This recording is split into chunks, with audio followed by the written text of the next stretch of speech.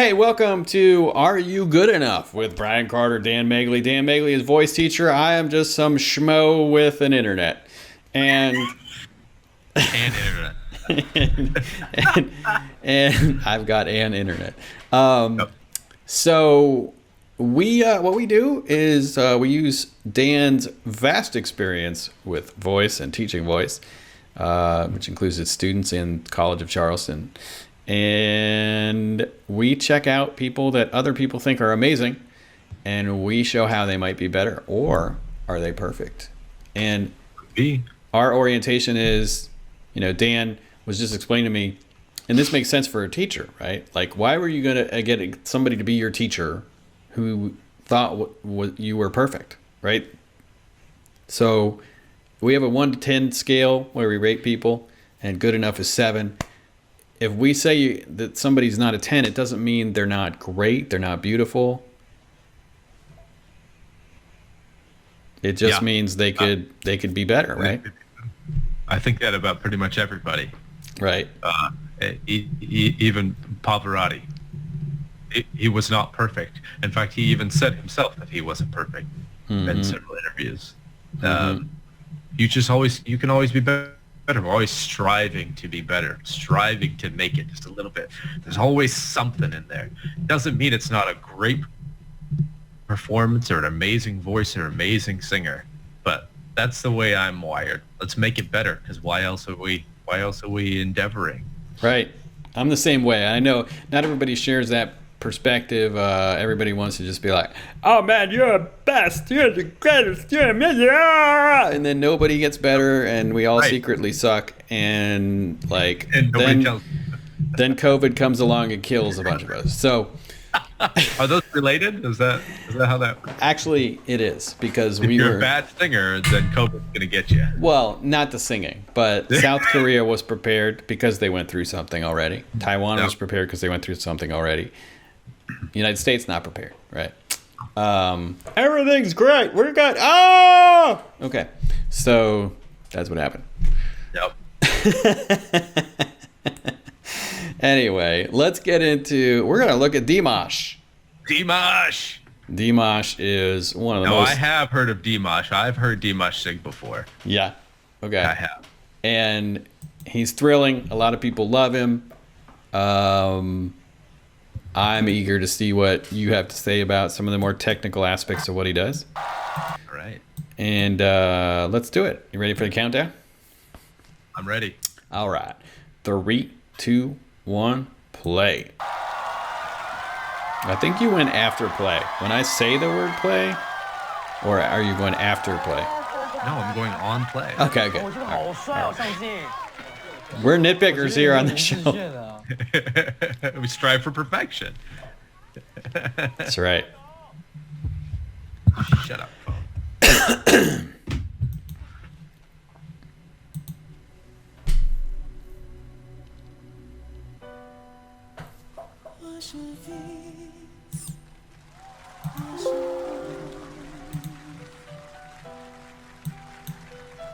Quiet, I can't hear him sing. Pourquoi je ris?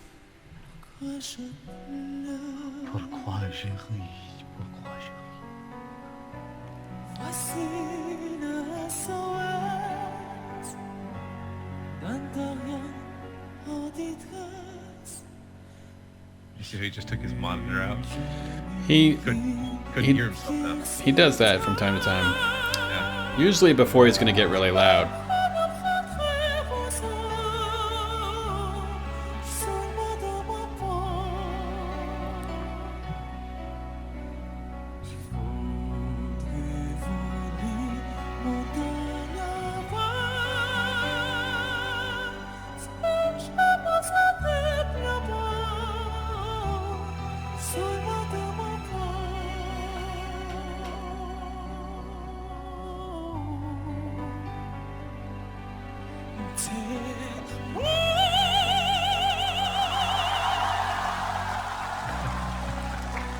Je suis toujours fou d'une vie avec les conditionnés. Je crois aux zombies, tu es à ma voix.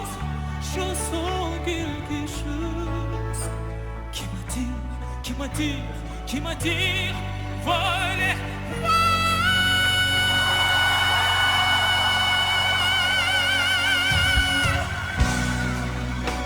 Au retour de l'univers.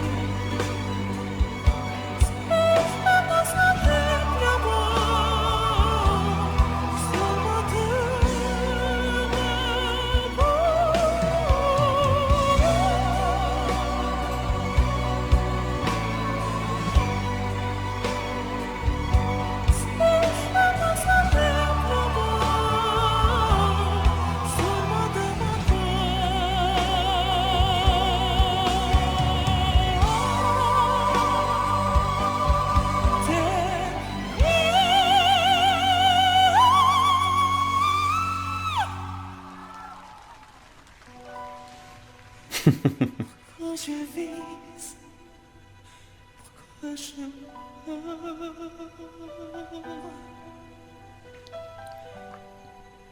pourquoi je ris, pourquoi je pleure.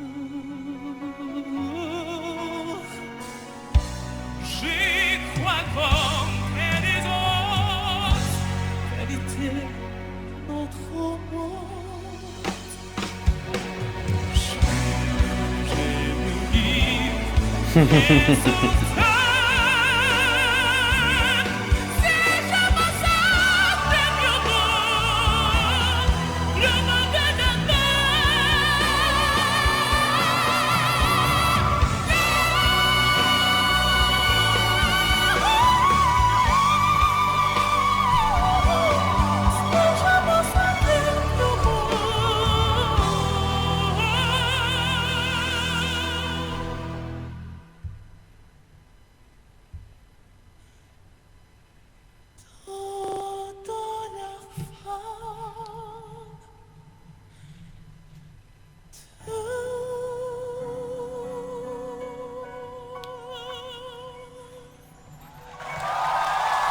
Yeah.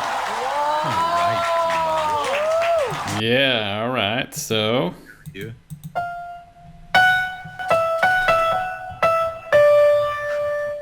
F sharp, yeah. F sharp. Yeah. He went higher than that on some of them, right? I think, yeah, maybe earlier in the song, he might have gone higher, and I can't remember what that was, but Mm-hmm.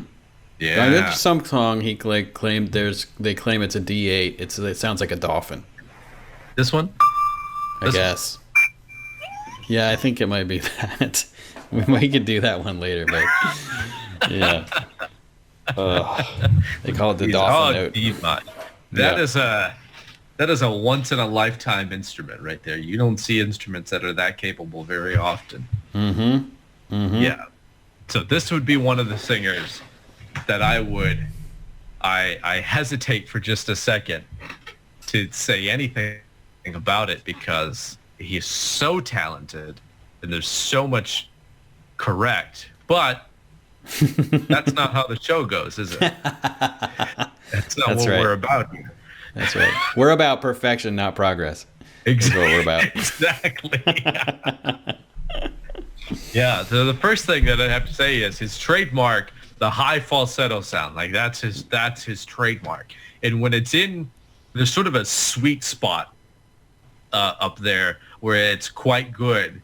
And there's very little tension happening. You can even see his throat. You're not seeing veins pop out. You're not seeing muscles grab and grip. He uses relatively little pressure on his larynx, which is vital.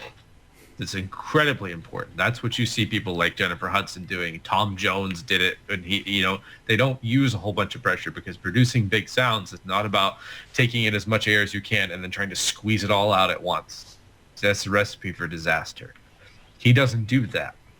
But when he goes above, I'm just estimating, the D. So what would be like classic singing high C for tenors?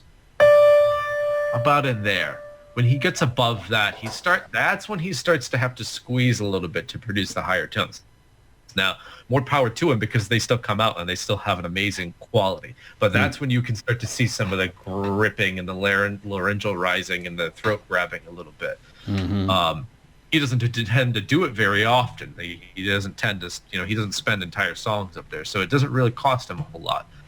But even in that video, when you listen to the speed of his vibrato, before he goes really high and after he goes really high, it's slightly different because the high note cost him just it costs. So it's too much muscularity in the high note. It comes back down, and the vibrato is less or slower, or it's a little bit slower. It goes a little more kind of like that action.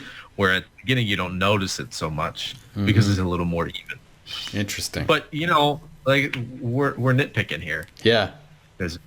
We're where is he at on the scale? The Are You Good Enough scale? 7 is good enough. 10 is probably almost nobody's perfect. Nobody's perfect. He doesn't get a 10.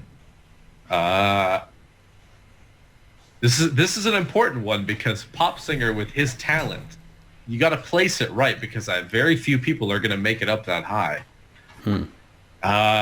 He's got to go at. You can't do round numbers, right? That's just wrong. I don't know. I mean, that's why they're there. They exist. Yeah, well, I can't. I learned too much from Dave Portnoy. Shout out Barstool Sports. El Prez, if you're watching. So you'd rather give him an 8.9 than a 9, is what you're saying? Yeah, exactly. Otherwise, Dave's going to be mad at me because that's a rookie score. He's gonna get a 9-1. Ooh. 9-1. Ooh. Well, so let me ask you, where would you put some of the guys you mentioned, like Tom Jones, Jennifer Hudson? Tom Jones? Yeah. Tom Jones, Jennifer Hudson are going to be in the mid nines, 9.5. Okay. John 6. Legend, same thing. Yeah, he's going to be up there too. Okay. They're close though in terms of Jennifer Lopez. Jennifer Lopez. You know what? I don't know. I don't even have a sound file in my head. Okay. All right. All right. Well, this is cool. I think this is cool. We're gonna put in the. Well, we should late and reveal them. Should we put the rating we gave people in the title or the description, or make them watch? No, you gotta watch. You gotta watch. Yeah. Okay. All right. Well, that is Are You Good Enough? That's our first one on Dimash. I'm excited. He got a 9-1. He was good enough. Yeah. He's more than good enough. Not perfect, though. No. Aww. All right. But for Dan, nobody's perfect because anybody could be his student and improve. Bingo. Ooh. Contact Dan Megli for more. All right, that was it. Don't forget to subscribe, comment, disagree, agree, throw in your own amateur or professional opinion. And that's it. Take care. Yeah.